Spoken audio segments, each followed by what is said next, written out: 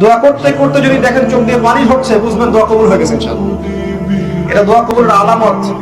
কাঁদতে কাঁদতে চোখ দিয়ে পানি ঝরবে যখন, বুঝবেন ইনশাআল্লাহ দোয়া কবুল হয়ে গেছে। কারণ কঠিন মন কাঁদতে পারে না, আর কঠিন মনে আল্লাহর নূর আসে না।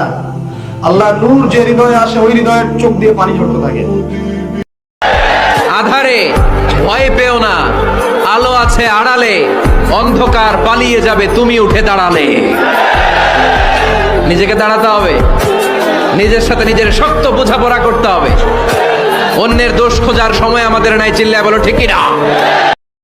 আল্লাহ দেখানো ইবাদত পছন্দ করে না, আল্লাহ মনের ইবাদত পছন্দ করে।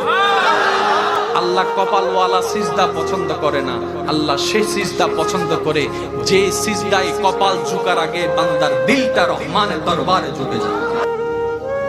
আল্লাহ আরো বলেছিলেন যে যখন আমি কোনো বান্দাকে ভালোবেসে ফেলি, তখন আসমানের ফেরেশতাদের সামনে আমি তার নাম ঘোষণা করি এবং জিবরাইলকে ডেকে বলি যে আমি ওই বান্দাকে ভালোবাসি, তুমিও তাকে ভালোবাসো।